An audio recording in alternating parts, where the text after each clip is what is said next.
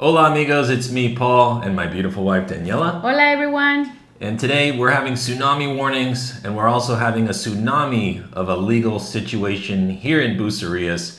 But I think yesterday we got a few answers, hopefully, as the president of the Bahía de Banderas paid a visit to Los Amores 1, which is one of the communities here that was affected by these Inmueble Asegurados, right? Yeah, okay.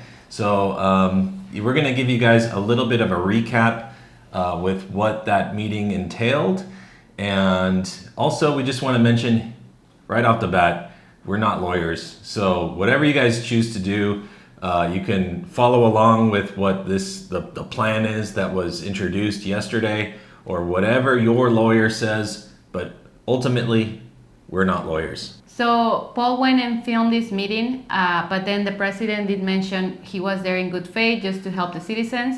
So therefore, we're not able to publicly share. Right. And that's why we're doing this recap. So right now, we're going to go over exactly what we learned from that meeting yesterday.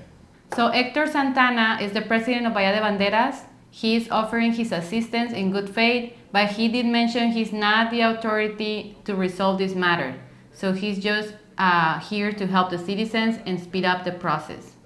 He's a liaison between the citizens, the homeowners, and the Fiscalía, which is the prosecuting office. Correct. So one big statement he related directly from the Fiscalía is that if you bought your property in good faith and have your deed, you are not the target. The investigation is focused on the people who did the fraud. So a solution that Héctor Santana has proposed is that he's going to offer his assistance with this process. So here it is laid out. He asked residents to compile their ownership document. So far, he asked for your ID and have a copy of your passport, your deed and have a copy, your phone number, at some point obviously answer calls, answer your texts, an email, also read emails, be present to sign, and we don't know at this moment if you're not here present what's the next step for that. He will let us know later today, he said. Yeah, he did say he would address that. And another thing was to stay informed through your HOA, because that's how he's gonna pass information and then they're gonna spread it to the community. Yeah, and right here, once again, we want to emphasize this is an option for you. This is an option for people, and we're just relaying the information. So if you want to go down a different legal path, that's perfectly fine. So then with this information, your HOA is emailing you, basically asking for this. And then the idea of the president is to compile this information, and with that, send it to the authorities in a big package, basically, to present it to them. Mm-hmm. And that's how he wants to get the release of the properties. So his goal through doing it this way is to speed up the process and protect legitimate homeowners. So at the meeting, the mood overall, I felt was very constructive. Obviously, people were hot, first of all, because we're here during the summer. And I feel like a lot of Canadians and even some Americans who were here have never experienced Bucerías during the summer, right? So like they were very hot. But anyways, the mood was good despite that. And I guess I shouldn't say the mood was good, but the mood was respectful. And overall, I feel like it was a positive meeting. Here are a few clips from the meeting. Nosotros estamos dispuestos a acreditar nuestras propiedades de buena fe, porque entendemos y respetamos, la verdad, esto que está haciendo usted, alcalde, de buena fe. También como representante ciudadano, no hay problema en ese sentido. Sin embargo, hasta ahora hay mucha incertidumbre, porque a nosotros ni siquiera nos deberían de hacer acreditar nuestras propiedades. Porque el debate en realidad es entre la Fiscalía y a quien persigue, que presuntamente cometió el delito, y aquí nadie presente cometió un delito. Entonces, I apologize for the interruption. I already asked him what is it exactly that he needs from the foreigners, because I have a little bit of understanding about how you guys acquire your property, okay? So I understand you acquire under a trust, okay? But you have the right of use Okay? So all we need from you is the same information that he is requesting from all the Mexicans as well. Even though the property is under a trust, you guys are the rightful users. So if John Smith, Condominio Coral, or Los Amores, house number 3, that's the same information as the Mexicans, okay? So at the end, me imagino que va a pedir una lista de los que estamos aquí. They're gonna collect a list of everybody involved here. So at the end, you're going to write your name, the name of the property owner, okay, not the representative, then the name that appears as a trustee, all right? Then John Smith, Los Amores, house number 3. That's the information that he will require from you today. That's all. You don't need to go to the trustee to ask for a legal representative, none of that. With that information, he will locate your property, and with that information, the fiscal will locate your property and will start the process to release the property from the secure. So overall, it felt like everyone was very grateful that Héctor Santana took the time to come and address this issue with the community. And one big question was, where was the representation from the Fiscalía? And I mean, when someone expressed that, it got a big round of applause because unfortunately nobody did show up from the Fiscalía. And another big question was, why are us good faith buyers being asked to prove that we have ownership of our home? If we aren't under investigation. Right, we're not under investigation. How come we're asked to prove that? So it's just caught up in this, but it just feels like unnecessary for us. And at the same time, here we are. Right. And overall, I think in the meeting, what a lot of people were expressing is that the lack of communication from authorities, from anybody, really added to a lot of confusion. And we've talked about that in previous videos related to this. So overall, we feel the meeting yesterday was very efficient. It was very respectful in general from the citizens and from the president. And we appreciate everyone that was there because, our representatives from our developments, also the president coming and his team, and as well just people that are genuinely concerned and just trying to move forward and clear our homes. So here, basically, Paul and I are just relating what we saw in the meeting. We're just lining out what we heard. And right now also we will want to kind of comment on a few things that we also noticed, some questions that were asked and answered. Maybe it will help you guys. And like we always mention, please seek a lawyer if you have more questions or you want to, follow a different path or do a different strategy. It's completely valid. That's right. And do what feels best for you. For sure. And something else that I'll add about that meeting was that I know a lot of people were there that don't speak Spanish. I got lost a few times with what was going on. Plus, I'm trying to pay attention to my camera. But besides that, a lot of Canadians were there. A lot of Americans don't speak Spanish. But they made their presence felt. And I think that was the important thing. So thanks for everybody who showed up. Maybe even you came from Canada. Your presence mattered at that meeting. So thank you.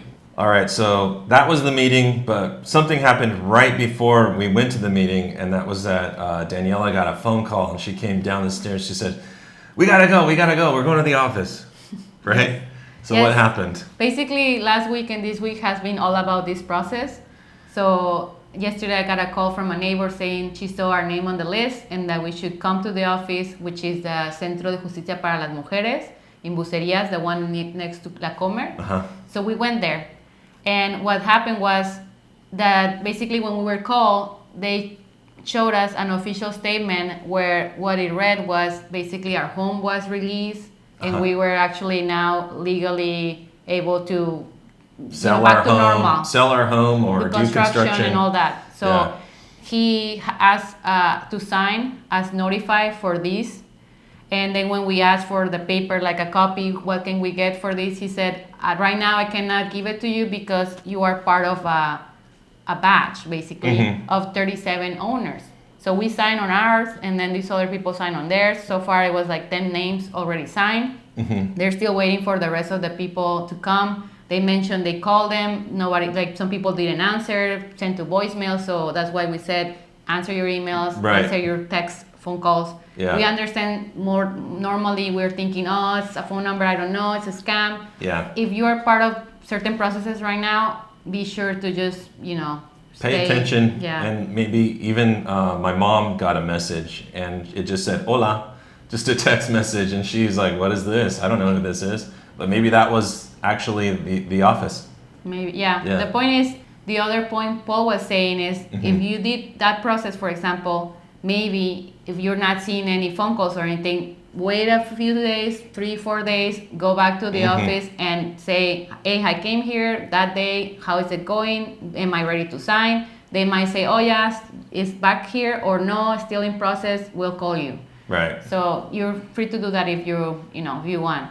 Yeah. And so after we sign, notify that we know that happened, and our house is one of those that are basically released.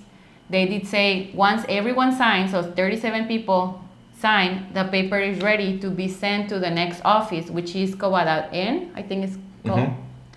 Sorry. Whatever it is. Yes, I just don't know the exact name, but basically it's the office that manages the seizure properties. So from then is when you get your paper that releases your particular home.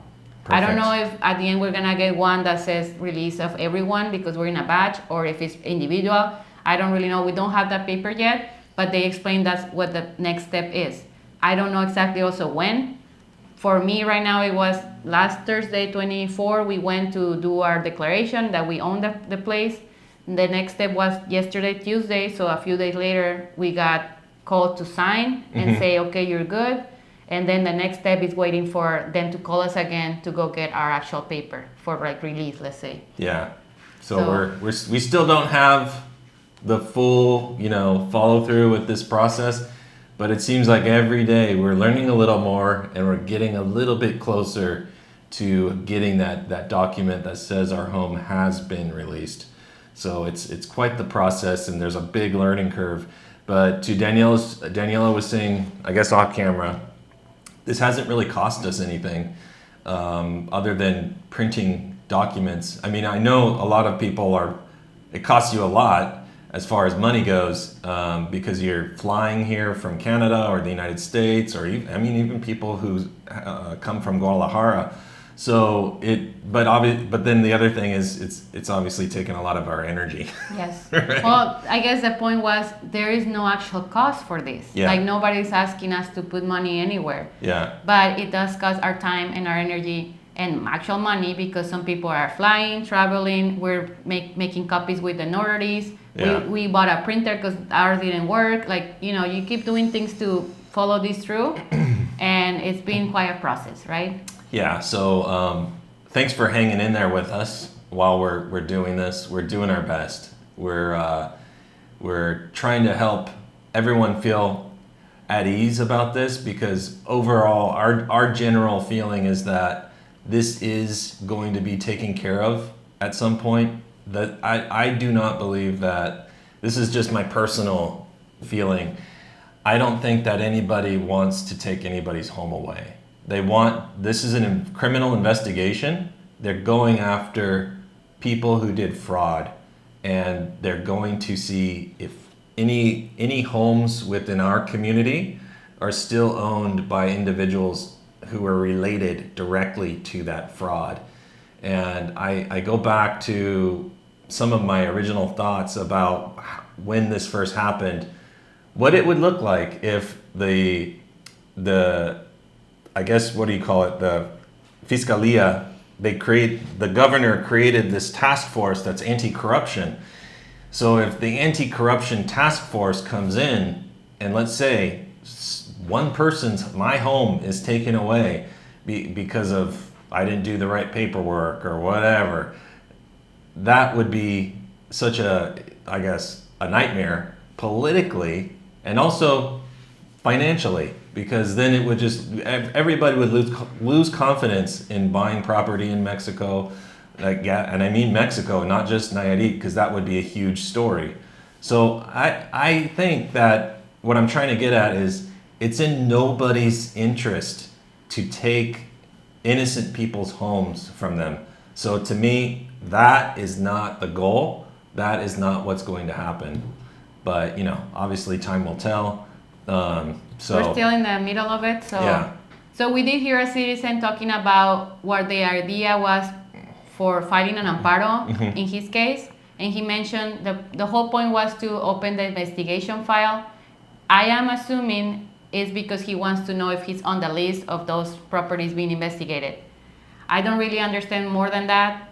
I guess people that are decided to file an amparo, their lawyer will tell them what the strategy for that is. And then, you know, you just, what we mentioned in the last video, you just have to be aware that that's a process, it costs money and time, because at that point, once you have an amparo in your house, it kind of blocks it for a while. Yeah. So just be sure you're taking the right step, and also that you're aware of all it entails. Right.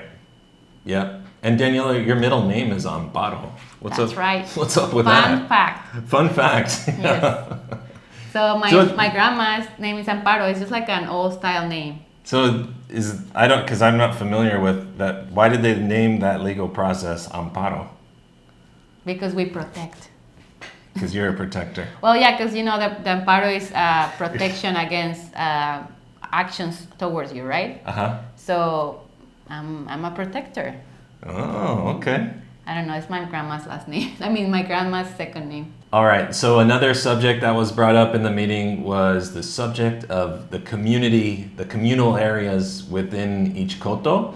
And even though maybe some of us or all of us or whoever gets their home lifted from this seizure, what happens to the actual, I guess, the streets, and the gardens, the pool, you know, the palapa, everything that is in our communal area, the communal space.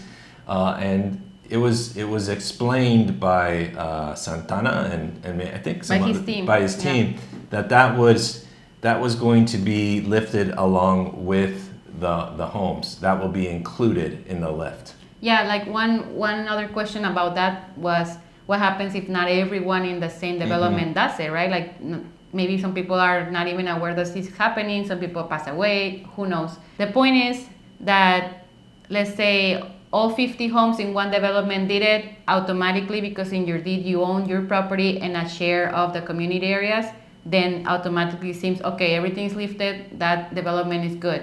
But then what happens when not everyone does it? Does that mean like there is a part where it still seized because, you know, nobody has come and claimed that? Yeah. Well, the president of Bahía de Banderas did say he was gonna raise that question directly at the Fiscalía office, and he will have an answer for us. He did say he thought everything should be lifted. I'm assuming, considering that most people are good faith buyers, why hold off on certain areas, right? Yeah. But there was no clear answer to that. He was just saying that was his idea, but nothing is official. He's not part of the investigation itself, nor an authority to resolve anything. I would just say that if I were to think about this, just kind of why are those signs up there? They're up there because they're going after the bad guys who did fraud. I think once their investigation is over and they find out which homes are going to be maybe seized because they were owned by those fraudsters, that's when those signs come down.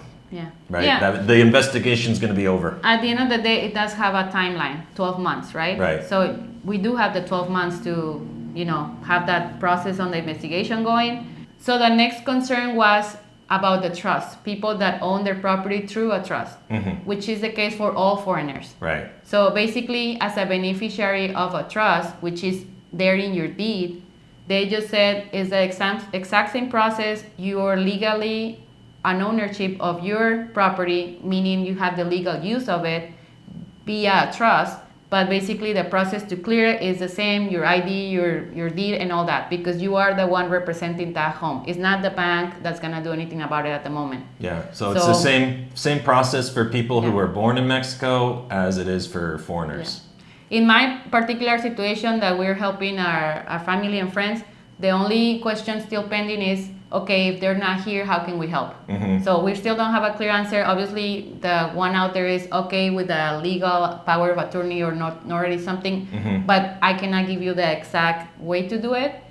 At that point, yeah, maybe ask your lawyer and they can help you with that. Yeah. And, you know, maybe we can hear more about it in the next notifications. So the other day, I was doing an update about this situation, and I mentioned that we were going to go to Tepic based on what our lawyer was telling us at the time. And now I think we're kind of thinking that maybe that's not necessary, at least for our home, right? Well, the point is, as we're learning it, the lawyers are too, right? Like everything, even the Fiscalía is like, okay, now we're gonna send people here and help, or now, no, you have to come to Tepic. Nothing has been that clear for anyone, you know, the president, nor the lawyers, nor us. So all of us are learning at the same time. And like even at the beginning of our videos, we said, I think it was a good idea to file for an amparo. Seems like a second protection. We might do it. And then the next video was, we decided not to because we investigated more. We're good. We're just gonna follow this process. Seems straightforward and good faith buyers. We're clear what will be the issue, right? Right. This third video, we're saying we did follow that second path of just going to the office, showing our paperwork, and now we're almost done. We don't have the paper to show you yet. We're still waiting for that ourselves. So we're talking to the lawyer. Maybe it's not that necessary to go to Tepic if they have someone here that can do what the Tepic people should be doing. So we're still figuring that out. But the point of going to Tepic, which you could, is just to go straight to the source. Right. That's not changing. If you do want to do that, go ahead. But if there's ways to do it here, then we don't travel. Right. So we're still finding that out. I mean, obviously, we kind of got the okay with the house that we already, yesterday we were running to go sign again. Yeah. But since we don't have the paper yet, we're not finalized, right? Right. So we have other homes to do. Yeah. We're helping our friends and family, and we'll keep checking. Yeah. Because we have friends that are not here. So that's a process we're also not completely clear on. Yeah. So right now, I just want to say thank you guys so much for all of your support and well wishes. It was great to actually go to that meeting yesterday just to kind of get the vibe and see the community. And we got a lot of well wishes. So thank you so much for that, for everybody who attended that meeting. But then everybody who's sitting at home and watching this and seeing how it plays out. Thanks for coming along in this journey. It's been not a fun ride. It's been fun. I was about to say that's not true. No. This has been horrible. we're tired. We're I tired. could probably tell. I told Danielle, I was like, we need to set up a vacation fund. Like a because jar? We're gonna have a tip jar. So if you guys want to give us a tip, because we're in need of a vacation, I'm gonna put out my buy me a coffee is gonna be the pinned comment. Anybody who wants to support us, please go ahead and do that. It's much appreciated. And so something else I want to add, and Daniela didn't know I was going to say this, but she's doing an amazing job supporting our family and our friends and going through, and she's basically like, Hoops. You're an expert now, sort of. I shouldn't say that because of legal purposes, but she is doing her homework. She is trying to figure this out. And, as we all are. I just want to say thank you so much for everything that you're doing for not just our family, but then it's going to translate to the folks at home. So I'm presenting a lot of this info, but she's helping out tremendously behind the scenes. So along with my mom's helping out too. We're figuring this out. I mean, since this started, we basically started from how do I even get a copy of the deed, right? Yeah. Like a certified copy. So we started from there, and it's going to offices, ask, all notaries are different, and then go copy this, copy that. Yeah. We had to buy a printer. We went to different offices to check if our house was on a list or not. Like, we're just doing all the steps to think we feel comfortable and safe in this uncertainty, right? Yeah. And since we're here, obviously I'm Mexican, speak Spanish. I don't wish you going to all government offices is pretty intense. Yeah. But I also find people have been very helpful. Everyone's in good mood. Yeah. It is a long process, but I've been getting answers, at least when I go there. Yeah. The only thing is sometimes it does happen that I get an answer here and then one there, and then they send you to one and then it's not. So that's confusing. Yes. And Or after all like these, yesterday, I went to that office I recommended people go to just to have peace of mind.